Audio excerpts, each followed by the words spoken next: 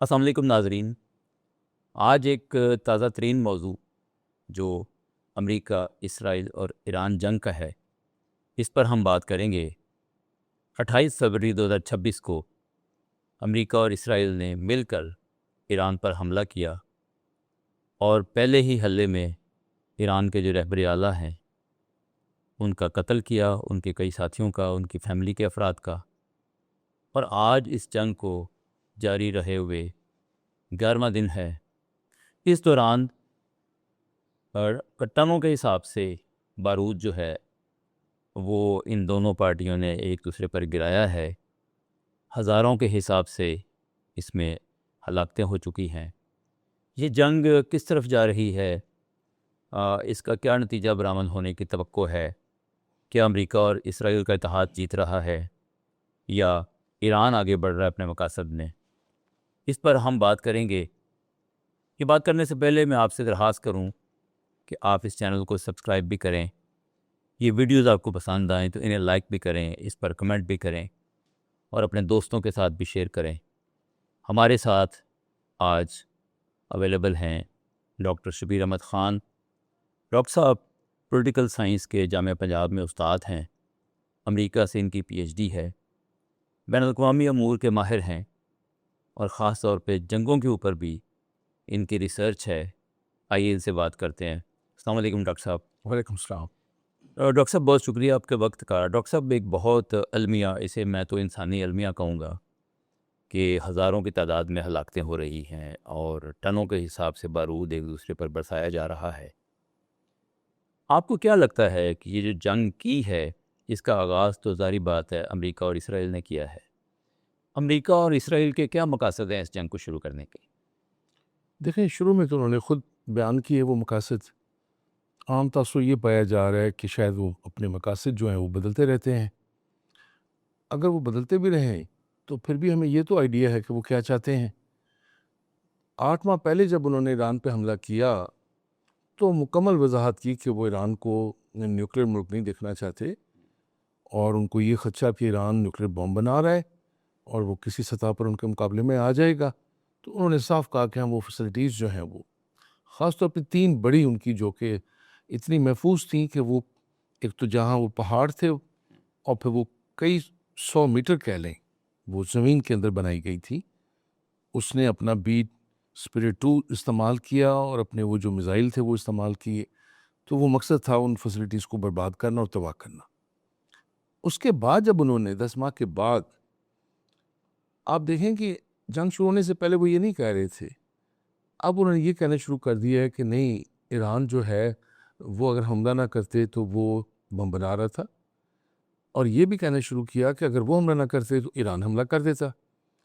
आपने ये देखा कि आज के इस दौर में ये जो माजी में एक जुमला बोला जाता था कि जंग में सबसे ज़्यादा जो कत्ल होता है वो सच का होता है। अच्छा, झूठ एक अपनी जगह होती है, लेकिन जो कन्फ्यूजन है, इस हद तक कन्फ्यूजन फैला दें कि जिसमें आप यूँ समझें कि क्लस्टर किस्म का झूठ बोलें। कि वो झूठ पे इतने अंडे और बच्चे दे कि आपको ढूंढना मुश्किल हो जाए कि जी। इसमें से कहीं को सच निकाला जा सके।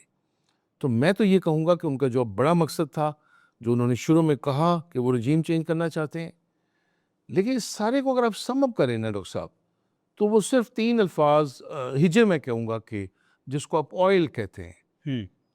बुनियादी मकसद ईरान नहीं, सिर्फ मशरिक़ वुस्ता के जो तमाम ममालिक हैं उनके ईरान पे बरह रास्त कब्ज़ा करना है। उनके तेल पे, ईरान में कह रहा हूँ, उनके तेल पे बरह रास्त कब्ज़ा करना है।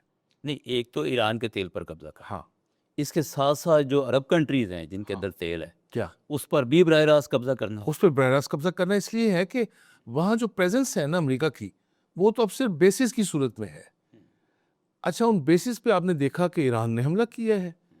अच्छा, ईरान बरह रास्त उसके मिसाइल अमेरिका तक तो नहीं पहुँच सकते सही।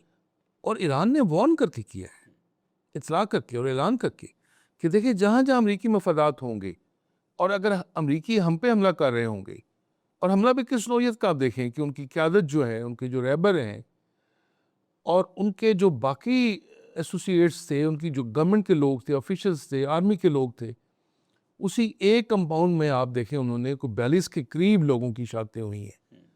तो क्या रिटेलिएशन में वो ये तवक्को नहीं कर रहे थे, जो ऐलान भी हो चुका था कि उनकी बेसिस पे हमले होंगे? लेकिन ईरान ने कोई शहरी इलाकों पे नहीं हमले किए, उन बेसिस को किया। सही। उसकी भी एक स्ट्रेटेजी है अमेरिका की। अमेरिका ने इन सब को वो सिस्टम दिए हुए हैं, जो है डिफेंस सिस्टम जिसको आप कहते हैं, जी। पेट्रियट भी दिए हुए हैं। लेकिन आपने देखा इस अंदाज से वहाँ पे वो गिराए भी गए हैं, सारे जो पहुँचे नहीं हैं। लेकिन एक स्ट्रेटेजी ये बनाई गई कि अमेरिका ये तासुर दे कि खलीज के जो ममालिक हैं उन्हें ईरान से ख़तरा है और ईरान एक डेंजर है। ईरान के जो मकासद हैं वो एक्सपेंशन, जिसको आप एक्सपेंशनिज्म कहते हैं, या ईरान जैसे बात होती है कि ये सपोर्ट करता है हिजबुल्लाह है, ये हमास है, ईरान इन ममालिक पे भी कब्ज़ा करना चाहता है या इनके वसाइल पे भी, ये तासुर देना। और ये जो आप कह रहे हैं ना कि लोग जंग को तूल दिया जा रहा है, या ये तूल नहीं है। अमेरिका अब ये भी चाहता है कि ये ममालिक जिन पे रॉकेट या मिसाइल गिरे हैं ईरान पे हमला करे, हम्म। और वो देख रहा है ये कि ये हमला करते हैं कि नहीं करते। यहाँ तक हुआ है कि जो मुसाद के एजेंट्स पकड़े गए सऊदी अरब में, और जहाँ ये तस्सुर मिला कि ना तो इन्होंने कोई अज़रबैजान पे हमला किया है, तुर्की पे भी तो हमले हुए हैं, और कब वो साइप्रस तक गए हैं मिसाइल और ड्रोन जो हैं। अच्छा, ये क्या तासुर दिया? ये कोशिश ये है कि पूरे खिते के ममालिक को जंग का हिस्सा बनाया जाए। जी डॉक्टर साहब, ये जो आपने मकासद बयान किए हैं अमेरिका और इसराइल के, आज 11 दिन पूरे होने के बाद आप क्या समझते हैं कि किस हद तक मुकम्मल हुए हैं? देखें ईरान, अमेरिका और इसराइल की अब तक की जो अचीवमेंट है वो क्या है? देखें जो खबासत मैं कहूँगा इसको, वो जो एक ज़हन रखते थे कि ईरान को क्रिपल करना है, उन्होंने, इसमें कोई शक नहीं, वो जो 3 फैसिलिटीज़ थी उनको तबाह किया है। और ये जो खबरें होती हैं ना कि 340 किलोग्राम यूरेनियम कहीं पड़ा हुआ है, यहाँ तक आया कि उन्हीं फैसिलिटीज़ में कहीं, को बातें हैं ये करने वाली। लेकिन सिर्फ क्या, एक प्रिटेक्स्ट बनाना, एक केस बिल्ड करना। ईरान की वो चोरी सलाहियत को ख़त्म कर चुके हैं। ईरान की जो बहरी सलाहियत थी किसी हद तक, वो उसको मफलूज कर चुके हैं। जी। ईरान के जो तेल के ज़खायर थे, आप कह लें, तेहरान में खुसूसन उन्होंने इतनी आग बरसाई है कि जो कहीं मीडिया पे नहीं दिखाई दे रही। सबसे बड़ी जुल्म की बात यह कि ईरान, और ख़ास तौर पे ईरान के बाद शहरों में पानी की शदीद किल्लत है, और पीने के पानी की शदीद किल्लत है। उन्होंने वो रिजर्वायर जो कि वो पानी को मीठा करके समुद्र के, उसको भी तबाह किया है। अब जो वो कर रहे हैं, वो ईरान की जो आप कह लें ड्रोन की जो टेक्नोलॉजी है, या जहाँ से वो लॉन्च करते हैं, या जो मिसाइल की, उनको उनको वो टारगेट कर रहे हैं ताकि कुछ अरसे में ईरान इस काबिल ना रहे कि ये जो रिस्पॉन्स दिया ईरान ने ये भी ना दे सके। इसी तरह पानियों में उन्होंने जिस अंदाज से अपनी यकीनी बनाई अपनी जो प्रेजेंस है, फिर जो बड़ा मकसद उन्होंने जब तक हासिल किया है वो ये कि गिर्द के ममालिक को एक एक एक शशोपल में रखा हुआ है कि क्या ये ईरान ये चाह रहा है, मैं ये कहता हूँ कि अमेरिका ये चाह रहा है कि वो हमला करें वो ममालिक पे ही। सही। और अगर आप ये देख रहे हैं ना कि ईरान की ये सलाहियत कि वो तल अबीब में भी उसके मिसाइल जा रहे हैं, उसके अभी रॉकेट भी जा रहे हैं, अमेरिका को भी पता है स्टॉक पाइल्स का कि ईरान के पास कितनी है। कभी वो शिद्दत ले आता है ईरान पे हमलों में, अच्छा कभी आप देखते हैं कि वो शिद्दत नहीं रहती। सही। उसकी वजह क्या है? ईरान का ये खौफ भी बरकरार रखना है इन खलीजी ममालिक के लिए कि ईरान की सलाहियत बिल्कुल ख़त्म होने नहीं जा रही। और अगर वो देखा कि जो अरब ममालिक हैं और खलीजी ममालिक अमेरिका और इसराइल की टर्म्स पे नहीं आते उनके साथ, उनको उन्होंने पीस बोर्ड पे बिठाया हुआ है, अभी उन्होंने अपने मकासद कुछ और आगे लेके चलने हैं, तो यकीन करें कि ये जो रजीम चेंज वाली बात है, इमरान अमेरिका से बैकआउट भी कर सकता है, और वो कहेगा कि ठीक है ये मुश्तबा जो नहीं, खाम आपने जो 3-4 मकासद बताए हैं, हाँ, उसमें एक मकसद तो ईरान की जो न्यूक्लियर सलाहियत है उसको तबाह करना था, वो आप समझते हैं कि काफ़ी हद तक तबाह कर चुका है। बिल्कुल। दूसरा मकसद था रजीम चेंज, तो रजीम चेंज तो अभी नहीं हुई ना। अब आप क्या समझते हैं कि आगे जाके इसके इम्कानात हैं? इम्कानात यूँ हैं कि देखें ये एक चुमकी गेम है। ये जो बयानात होते हैं ना, ये बयानात देने के कुछ होते हैं और करने के कुछ होते हैं। जैसे कहता है ट्रम्प कि मैं इनको भी मार दूंगा, फिर वो ये भी कहता है कि जो बाद में आएंगे उनको भी मार दूंगा, और वो ये मार सकता है, उसने ये साबित किया है। अच्छा, बताना वो ये चाहता है खलीजी ममालिक को कि अगर वो उनकी टर्म्स में ना आए तो अमेरिका अपना ये जो रजीम चेंज का जो माइंड था उसको मुअत्तल भी कर सकता है और सही। मुअख्खर भी कर सकता है। इसीलिए उन्होंने जम सब अगर रजीम चेंज नहीं होता किसी वजह से, हाँ तो वो जो ऑयल के रिसोर्सेज के ऊपर कब्जा करना है ईरान के, वो तो फिर ना हुआ। देखें, ईरान तो इस वक्त भी आप देख लें कि जो उसकी आप कह लें जो रसद है जो उसने पहुंचानी होती है, जब वो रास्ते सारे जो है अमेरिका उनको ब्लॉकेट कर लेगा और आसानी से वो बाहर नहीं जा सकेंगे, जो मेरा नहीं ख्याल कि अब उन्होंने एयर में अपना कंट्रोल कर लिया है इसराइल और अमेरिका ने। ठीक है, अब एयर में कोई और ऐसा जहाज नहीं है किसी मुल्क का कि वो जाकर उनको कोई मदद पहुंचा सके। सही है। अब जब वो पानी के रास्ते भी ये कर लेगा तो फिर क्या रह जाता है कि ईरान ज़ाहिर एक बड़ा मुल्क है, ईरान की बाउंड्रीज मिलती हैं दूसरे मुल्कों के साथ, फिर वो देखेगा कि कौन सा मुल्क उसकी मदद कर सकता है किसी हद तक बाहर लेके जाने में। वो उन ममालिक के ज़रिए वो अपनी तजारत और बाकी चीज़ें जारी रखेगा, लेकिन मकसद ये है कि अमेरिका अभी फौरी तौर पे नहीं बताएगा कि वो कहाँ तक जाएगा। सही है। अगर वो ऑल आउट रजीम चेंज की बात करते हैं और एक ऑल्टरनेटिव कह लें, जैसे वेनेजुएला में उन्होंने किया कि जो दूसरे दर्जे की क़यादत थी उन्होंने अमेरिकी टर्म्स पे ओके कहा। बिल्कुल सही। लेकिन मैं ये आपसे एक और बात अर्ज करूं कि जो अमेरिका जो सरेंडर करने की बात करता है ना, देखिए ये लफ्ज़ बड़ा खौफनाक है। उनको पता है कि ईरानियन लीडरशिप कोई ऐसा नहीं हो सकता जो ये कहे कि हम सरेंडर करते हैं। सही है। सरेंडर करने का मतलब ये है कि अमेरिका ना उनको हटाना चाहे तो हम ईरानी अवाम उनको हटा देंगे। सही। इसका मतलब ये हुआ कि जो ट्रम्प की पॉलिसी है वो दोनों तरह की है, वो धमकाने की भी है, वो डराने की भी है। एक को नहीं, ये ना ज़हन में रखा जाए कि इस रीजन में जो जंग है सिर्फ वो ईरान के खिलाफ हो रही है, ये सिर्फ ईरान टारगेट है। सही। वो टारगेट और भी हो सकते हैं। हम भी बड़े अलर्ट हैं इस वक्त और हाई अलर्ट हैं जी। कि वहां अगर ये मौका मिले, फर्ज किया ईरान ने जापान को कहा था ना अमेरिका ने सेकेंड वर्ल्ड वॉर में कि सरेंडर करे, तो उन्होंने क्या किया था कि 2 शहरों पर जाके उनके एटम बम चला दिया था। तो अमेरिका फिर भी कर सकता है ऐसा, ये ऑप्शन अमेरिका के पास है। अगर ईरानी रजीम सरेंडर नहीं करेगा तो ईरान की जो विड्थ है, उसकी जो गिराई जिसको कहते हैं, वो इतनी है कि अमेरिका 2 शहरों में कहीं बम गिरा सकता है। अच्छा डॉक्टर साहब, ये जो ईरान की तरफ से मज़ामत है, हम्म। ये किस हद तक कामयाब रही है, इसे आप कैसे देखते हैं? देखिए, डिफेंस जो है ईरानियंस को पता था कि ये एक दिन होना है। फिर 10 माह पहले तो खुद दोनों हमलावर हो चुके थे। अब ये जो तफसीर होते हैं ना कि अमेरिका का फेलियर है या अमेरिका जो है वो उसको मुंह की कहानी पड़ रही है या उनकी कोई स्ट्रेटजी नहीं थी, उनकी कोई प्लान नहीं था, पता नहीं पेंटागन क्या ये सारी बातें कन्फ्यूजन फैलाने के लिए होती हैं। मैं कहता हूँ कि जिस पे हमला होना उसने जो तैयारी करनी होती है तो वही होती है जो उसकी तैयारी है। जिसने करना होता है वो उसने ज़्यादा सोच विचार करनी होती है उस पर। मैं ये कहूँ कि ईरान का जो उसने अनाउंस किया था, ईरान अपने उस प्लान के मुताबिक ईरान भी ठीक चला है।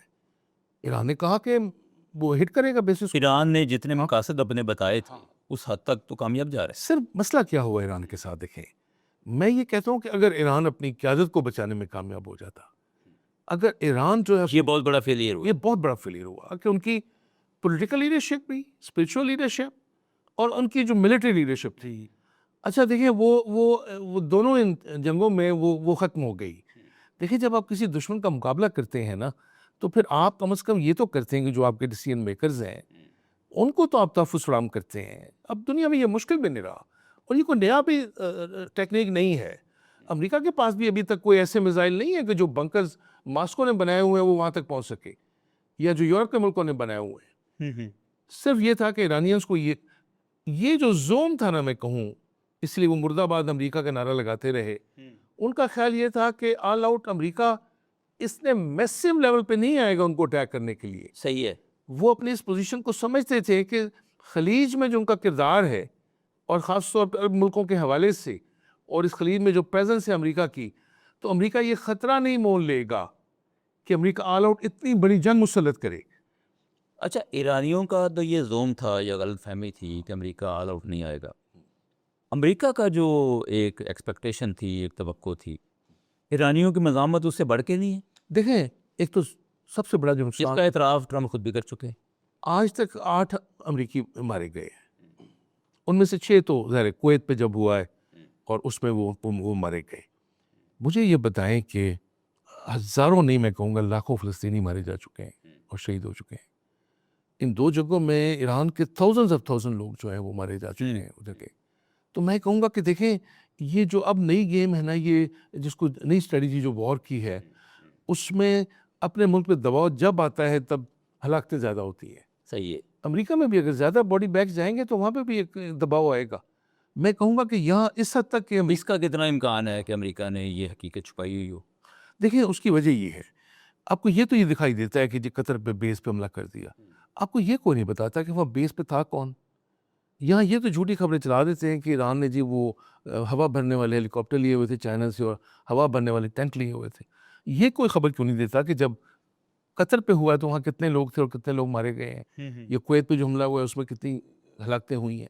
या चले रियाज में ये कहीं वो जो रिफाइनरी थी सऊदी अरब की, वहाँ पे कितना नुकसान हुआ है, कितनी हलाकतें हुई हैं। ये भी मुझे लग रहा है कि दोनों तरफ से ये सिर्फ उलझाने के लिए, ताकि ये ममालिक जो हैं ये भी अपने एक ख़तरा महसूस करें। ये प्लान है, गेम का हिस्सा है। अमरीका का नुकसान नहीं हुआ, अमरीका ने अपनी ना उनका फ़ौजी नुकसान हुआ है। और इज़राइल को भी आप देखें कि इज़राइल को ये है आइडिया कि ये मिसाइल भी वहाँ पहुँचेंगे, ये उनके रॉकेट भी वहाँ पहुँचेंगे। ये इसे कि देखिए, ये जो जंग की जो स्ट्रेटजी है ना, अब स्पेस में क्या है कि आप इधर से गोली चलाते हैं, उस गोली को चलाने के लिए वो एक गोली चलाते हैं जिसको आप एयर डिफेंस कहते हैं। अच्छा, ये सिस्टम्स हैं और ज़्यादा 90% जो है वो तो इंटरसेप्ट हुए हैं, जो उनके पास जो मशीनरी इंटरसेप्ट करने की।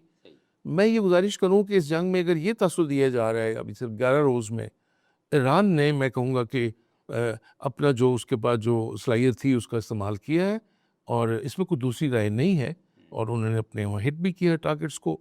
लेकिन ईरान अपनी सर्वाइवल की जंग लड़ रहा है, मैं ये कहूँगा। सही है। या ये तसव्वुर देना कि नहीं कोई एक लंबी जंग होगी और बड़े तवील अरसे के लिए चलेगी, और कुछ बातें कर रहे हैं कि ईरान की ट्रेन देखें आप, वो अफगानिस्तान वाली है और ईरान इतना बड़ा, उसका एक ज़ाहिर है पाकिस्तान से तो 2 गुना बड़ा मुल्क है और बड़े मुल्कों में शुमार होता है, कि शायद वो कोई एक लंबी गुरिल्ला या कोई वियतनाम वॉर।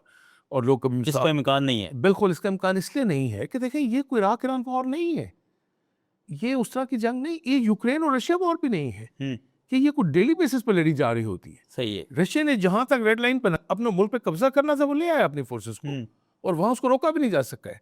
सही। जहां से वो आगे अब नहीं बढ़ना चाह रहा, वहां पर ये कहते हैं कि जी हम टॉम हॉक और फ्ला मिसाइल दे के बचा लेंगे।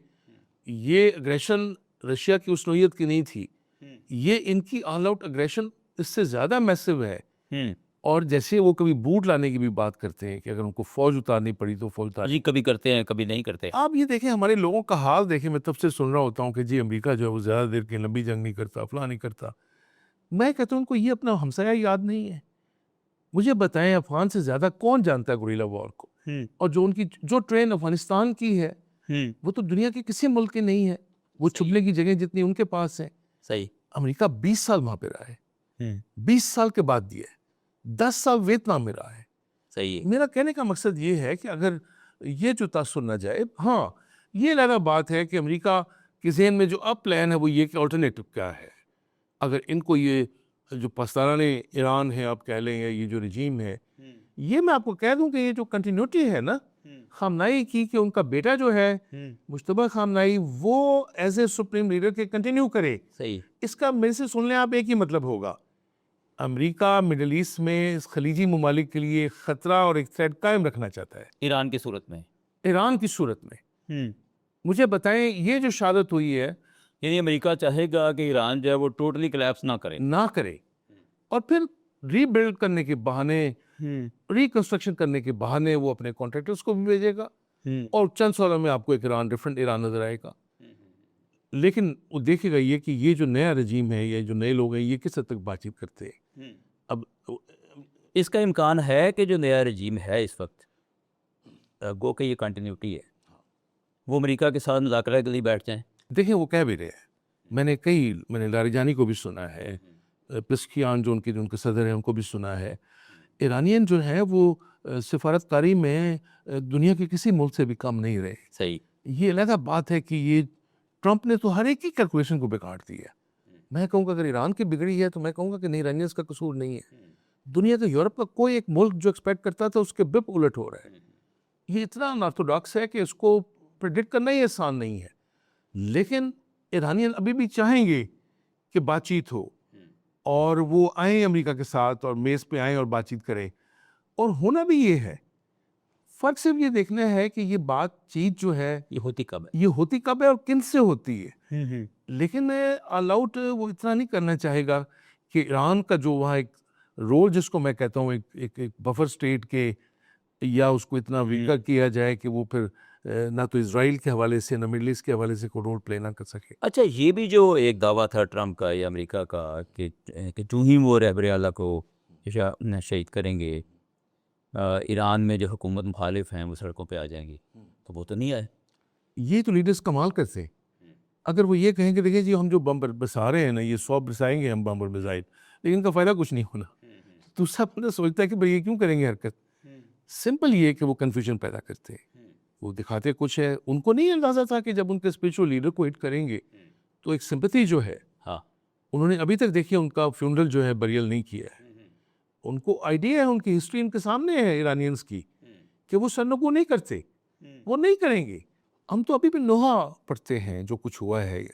वो कहाँ दूर तो नहीं था ये रीजन, ये मशहद और कबीला कहाँ दूर है यहाँ से, ये जो इलाके हैं। तो ये तस्वुर, ये उनको पता है, हिस्ट्री हमसे ज़्यादा जानते हैं ईरान की, कि वो किसी सूरत सरेंडर नहीं करेंगे और किसी सूरत सरनगू नहीं करेंगे। सिर्फ वो बयान देने की हद तक था कि जी वो शायद आ जाएंगे अच्छा, इसमें अब जो अरब कंट्रीज़ के और ईरान के आपस के ताल्लुकात हैं, इसके बारे में आपको क्या फ्यूचर नज़र आता है कि ये मज़ीद ख़राबी की तरफ जा रहे हैं या इनमें कुछ सुलह का भी इम्कान है? जो खराबी हो जंग के चुकी, बाद इससे बढ़ के खराबी हो नहीं सकती थी जितनी खराबी अब तक हो चुकी है इस वक्त तक। लेकिन अब देखना ये होता है कि लेकिन अभी तक किसी अरब मुल्क ने खुल्लम खुला जो है वो अटैक नहीं किया सकी है। देखिए ये भी एक समझदारी है। और मैं आपको बताऊं, इसमें पाकिस्तान का बड़ा रोल है, बड़ा अहम रोल है हमारी सफारतकारी का भी, और ख़ास तौर पे जो हमारी फ़ौजी क़यादत है। सही। हमारे फील्ड मार्शल आपने देखा सऊदी अरब गए, उनकी वहाँ के दोनों भाइयों से मुलाकात हुई है। वो जो हैं जो उनके वो एम्परर है, उनके भाइयों से, MBS से भी और दूसरे भाई से भी। सही। अच्छा, बात क्या थी कि यही तलकीन करने के लिए ज़ैन तो उनके साथ माहदे में भी हैं, और पाकिस्तान ने उस एग्रीमेंट के तहत ये पाबंद है पाकिस्तान के, अगर उस मुल्क पे कोई हमला करता है तो हम साथ खड़े होंगे। हमने फिर ईरानी क़यादत को भी ये पैगाम भेजा है। सही। ये जो पाकिस्तान और ईरान के मामलात को आप बेहतर देख रहे हैं ना, उसकी एक और भी बड़ी वजह भी है। पाकिस्तान ईरान को बड़ी हद तक, इनका जो मिसाइल प्रोग्राम है ईरान का, ये इस नोच तक पहुँचने नहीं था, ये वो जो पाकिस्तान की मदद से पहुंचा। पाकिस्तान की मदद से पहुँचा है। हम पे तो कभी ये भी इल्ज़ाम लगा था कि हमने ईरान के एटमी ताकत बनने में भी मदद की है, लेकिन हम अब भी ईरान की मदद कर रहे हैं। और वो मदद हमारी इस नोयत की है कि हमने अरबों को रोका हुआ है कि इसका जवाब यूँ नहीं देना। यूएई के तो सदर हमारे यहाँ होके गए थे। सही। अच्छा, उनके बयानात तो आए हैं, सख्त बयानात आए हैं, लेकिन आपने देखा किसी इखलीजी मुल्क ने जो है वो रद्द-ए-अमल उस तरह से नहीं दिया। उस तरह से नहीं दिया। उसकी वजह ये है कि पाकिस्तान खड़ा हुआ है ईरान के साथ। ईरान को भी पाकिस्तान ने अच्छा, कहा। पाकिस्तान के अलावा भी दूसरे मुस्लिम कंट्रीज ऐसे हैं जो सुलह की तरफ कोशिश कर। मेरा ख्याल है देखें तरक्की की कोशिश भी होगी। अच्छा। और देखें अमेरिका जो बाज आया है ना, अमेरिका तो ये भी प्लान रखता है कि जी वो वहाँ पे एक खुद रियासत बन जाए, और उसने तो कुर्दों को उनके लीडर से मुलाकातें भी की अमेरिकन से। सही है। लेकिन दूसरी तरफ वो कहते हैं कि नेटो में तुर्की हमारे साथ शामिल है। अगर वो तुर्कों को सपोर्ट करेंगे कुर्दों को, तो मुझे बताएं तुर्क कैसे चाहेगा कि उनके बॉर्डर पे एक ऐसी इंडिपेंडेंट स्टेट। तो पाकिस्तान का किरदार है, तुर्की का किरदार है, और कोई आपको लगता है मुस्लिम मुल्क आगे बढ़ा हो, मलेशिया, इंडोनेशिया, कोई? मुझे नहीं लगता।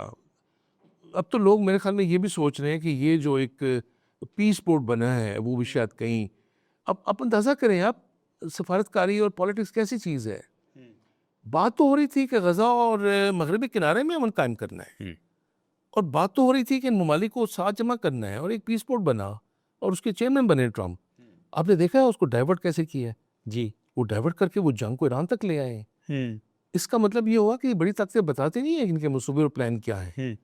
बड़ी ताकतों से मुराद सब बड़ी ताकतें हैं। अब कल उनकी मुलाकात, बातचीत हुई है 1 घंटे टेलीफोन पे, और उस बातचीत को उन्होंने बड़ा ठीक करार दिया है। वो यूक्रेन की बात करता रहा है ट्रम्प, वो ईरान की बात करता रहा है। सही। एक दूसरे को वो यही करते रहे कि जी आप वहाँ पे ना जंग करें, और जी फिर आप वहाँ पे ना करें।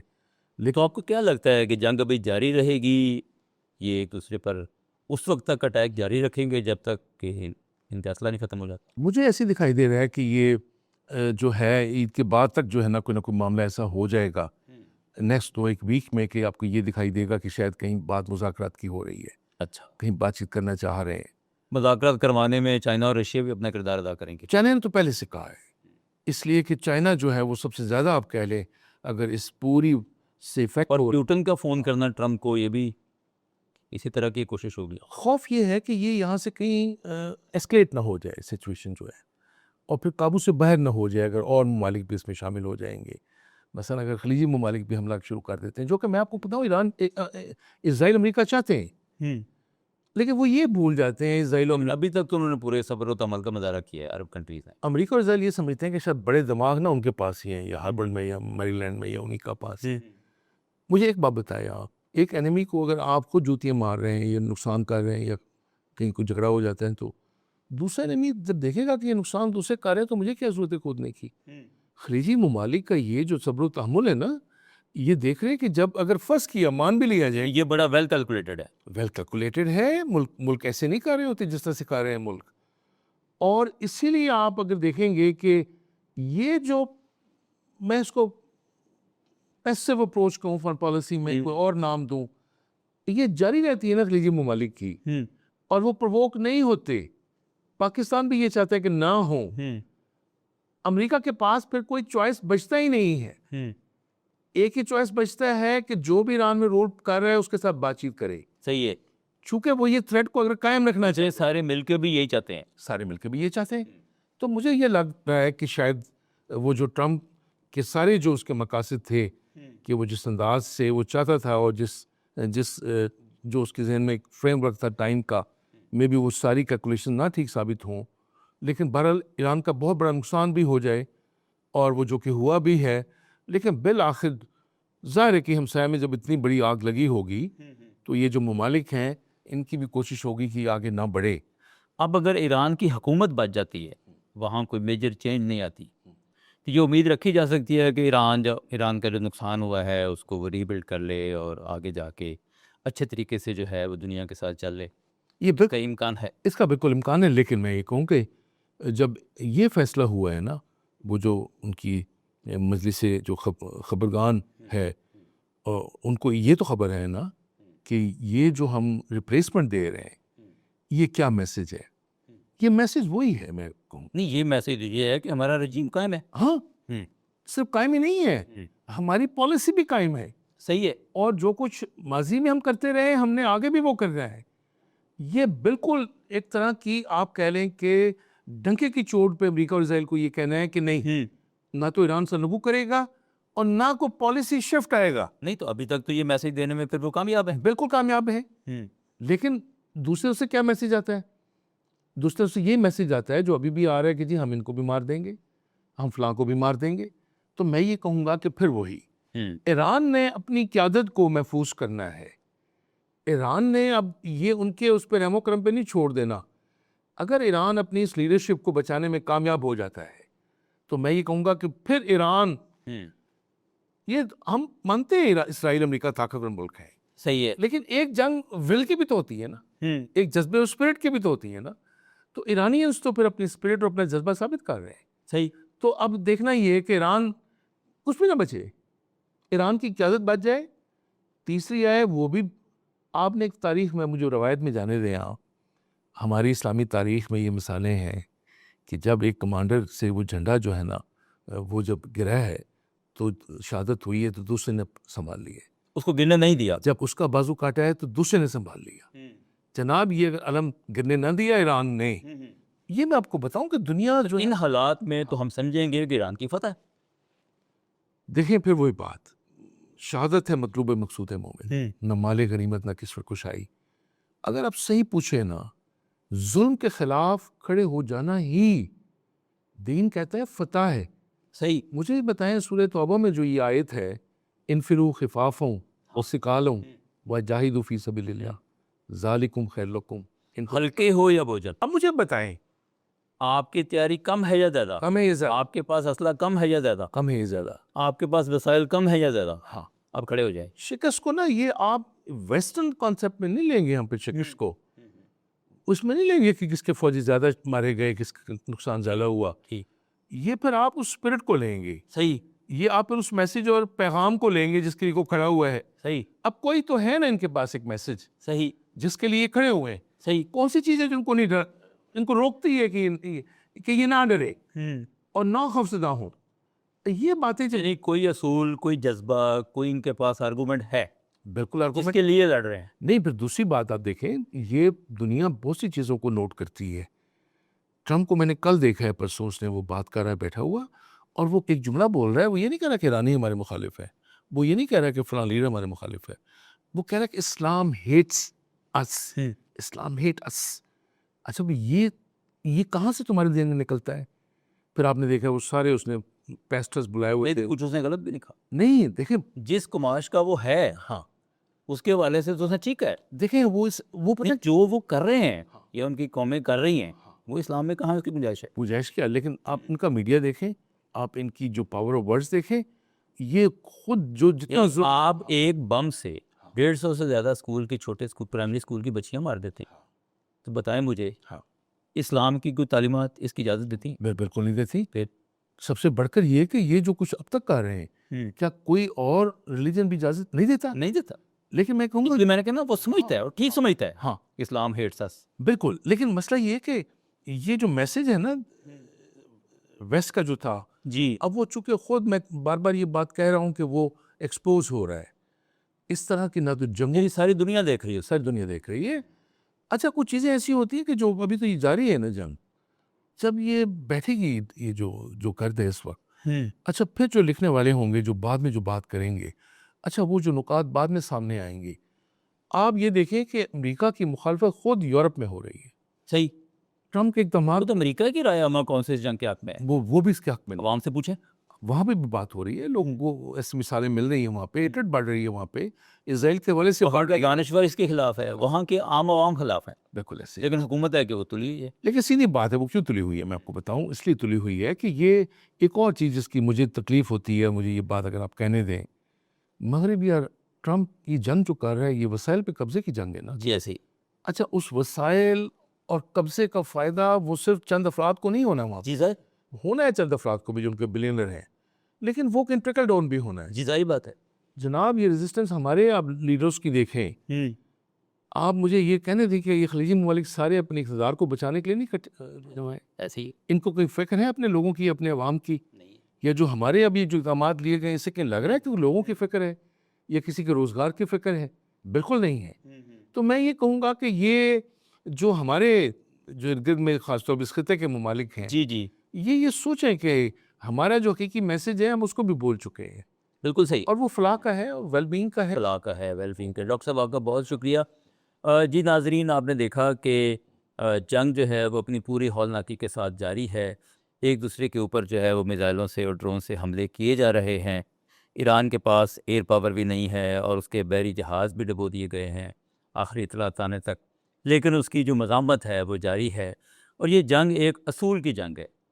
एक जो है वो असूल की खातिर खड़ा हुआ है, चाहे वो कमज़ोर है, और दूसरे सारे मिल के बिल्कुल बेअसूली की खातिर और अपने इस दुनिया के मुफाद की खातिर जो है वो उस पर हमला करते चले जा रहे हैं। वहाँ पे तबाही जो है वो फैलाते चले जा रहे हैं।